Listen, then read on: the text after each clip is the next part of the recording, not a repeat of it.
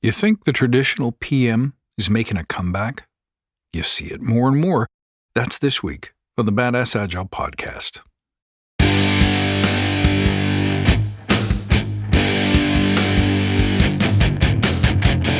Greetings, team.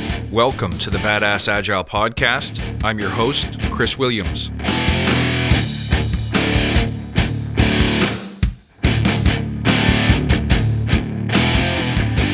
My friend, welcome. It's great to see you. Thank you for coming back time and time again. I see more ads for Agile project managers. I see more online sources calling Agile a form of project management. Does that mean that Agile's losing favor? Does it mean that there's some things that we missed or wrote off about the traditional project manager that are coming back in style? Well, that's what I want to talk about this week. But first, let's take a moment to remember why we're here. To create an elite tribe of leaders who truly serve their clients and communities by doing what matters and what works, relentlessly chasing value and excellence like a badass.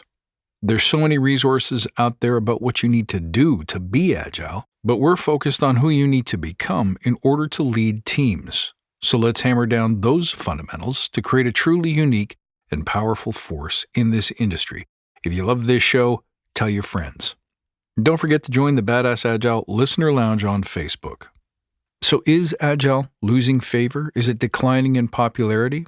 I don't know. I don't fully think so. I think we're failing to meet our brand promise, though. I think that we're not as efficient, not as fast, not as productive, not as progressive as we thought we were.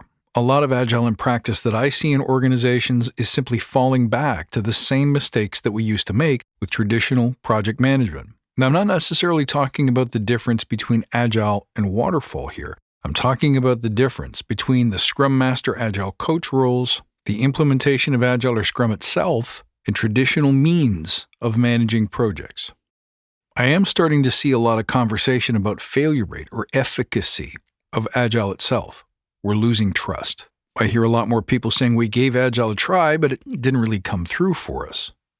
Now, sometimes I question how good was that try. When you implemented it, did you do it well in a way that supports agility? Or did you try to do it by the book or by script? Or using unhealthy practices that are pitched and promoted by the industry, by social media, by Agile education itself?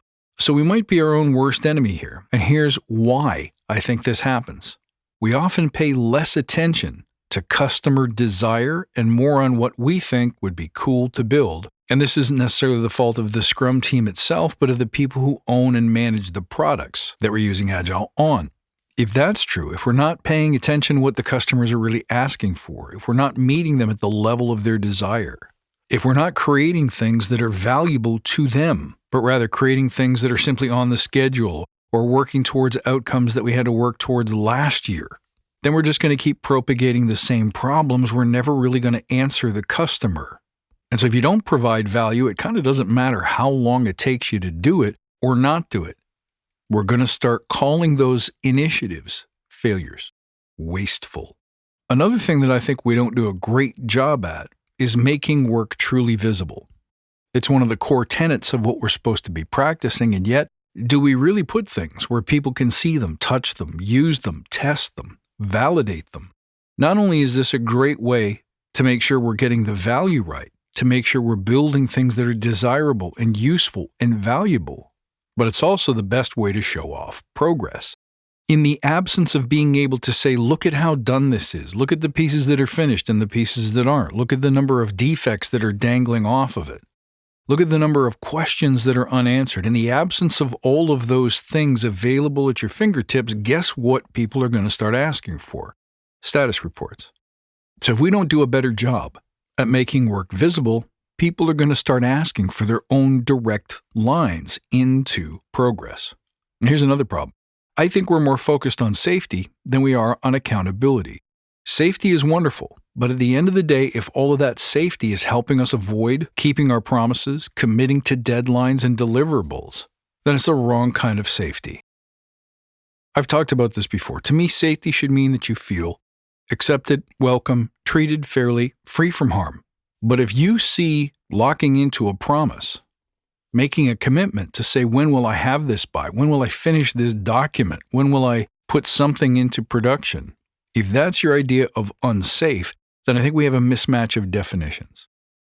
And I think we're actually enabling unhealthy behavior by not teaching people how to make a promise, keep a promise, and if you can't keep your promise, communicate and renegotiate. To me, those are the 4 master skills of accountability. And here's something else I don't think we do well. We don't like risk-taking. Go read the LinkedIn threads or the social media and you'll see people talking about how to properly define epics versus stories. You'll see people talking about the proper divisions of roles and responsibilities, the proper use of a ceremony, what's in, what's out, how to do it right, the proper use of the various tools. Those attitudes, that focus, and those priorities are all about following the rules. It's about being a good, capital G, good Scrum Master. It's about being a good employee. It's about ticking all of the boxes so that we can cover our butts and get the approval and the good marks that we desire. But in an environment where failing fast is an asset, in an environment where innovation is prized over sameness and certainty and safety, we have to be better at taking risks. We have to get better at bringing ideas forward. We have to get better at suggesting solutions and approaches and strategies that will test a theory. Because if we want Agile to deliver big rewards, we're going to have to get comfortable with taking bigger risks. Here's a big one. We don't commune with shareholders and stakeholders, so we don't know how to talk to them. And because we blame all Agile failure on them, and that's all over the internet, it's all over social media, number one reason for Agile failure is lack of management support or management understanding. We now have a broken relationship with shareholders. Product owners, executives, managers, business leads, owners, we don't trust each other. Guess what happens when we don't trust each other? We have a bad relationship. We have a negative expectation of the people that we work with every day. Are we going to be able to row together towards success? Probably not.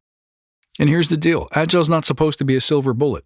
It's not supposed to solve every problem. It's not supposed to work in every condition, but we treat it like it is. This is a big problem for me. We don't listen. All this information is right in front of you in the principles of the manifesto, the Scrum values. It's all over the place, but we don't pay attention to it. We don't heed the caution. So guess what? We start trying to staple Agile on every problem. The old saying about a hammer and a nail. It's not meant for every situation. So when we apply it in places where it doesn't belong, where it can't serve, where it doesn't fit, then it fails. Guess what happens? More blame, more excuse making, and more focus on those tiny details, the rules of good practice, of which there aren't any. It's different for every single initiative and every single application of agility. Another problem I think that we have is that the Agile pool is so diluted with certified talent that doesn't understand how a business runs in 2023. What are the customer needs? What does a business really need out of its people? How do we best use our teams to keep us strategically competitive, profitable, growing, improving? The certification industry doesn't understand these concerns. They're not addressing them in a way that puts real talent, real capability in those seats. No disrespect intended, but what we end up with is a lot of academic, process-oriented talent that can have the best intentions in the world, the best knowledge in the world, the greatest intellect in the world, and yet they can't really serve an Agile team, and then that Agile team can't really serve the organization. Next problem, it was invented a quarter of a century ago. It needs to give way to better, newer thinking. Look at how much the industry's changed in the past 3 years. Add all that up and carry yourself backwards to the late 1990s, before 9/11, before all of the major changes, the different recessions, the tech bubbles, the economic crises, the political divisions, new technological advances, like how much have smartphones changed since the year 2000? What about artificial intelligence and virtual reality and all those other wonderful things that are coming up? How come those things change every year, but Agile remains fundamentally the same? So look, if it hasn't broken yet, be prepared for more breaks in the coming years as increased tech disruption, increased workforce changes, more geopolitical challenges, greater social division. These things are just going to get worse and worse. So it's not surprising we're asking for project managers more and more, because what we're really looking for here is better control, more predictability. So if Agile isn't paying off for us, if it's not creating less waste, better, more predictable outcomes in terms of product success, in terms of its impact on the bottom line, the things that we measure in the shareholder report. If it's not affecting those things, then people are going to start asking why, and they're going to notice that we're missing good reporting, more frequent check-ins, better communication of risk or failure or danger or issues, all of the things that a traditional project manager was good at doing. So you have a choice.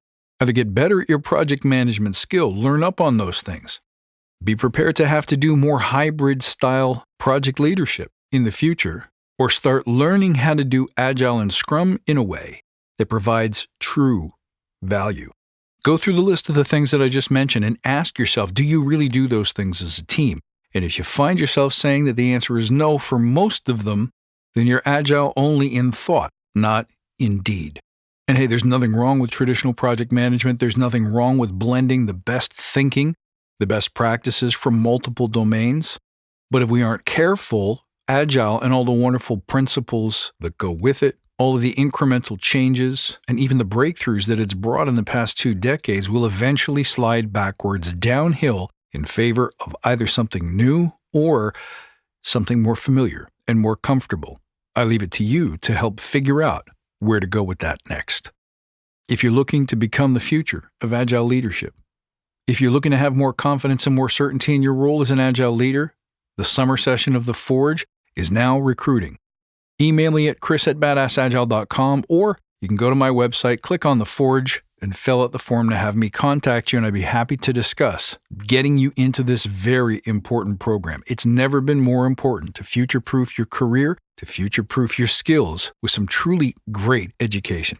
Let me spend the year with you, watching you, helping you get better. My friends, I hope you found this interesting, inspiring, maybe even a little controversial. As always, you can find me on Instagram at badassagile. You can find me on my website at badassagile.com. I look forward to seeing you next time, and until then, stay badass.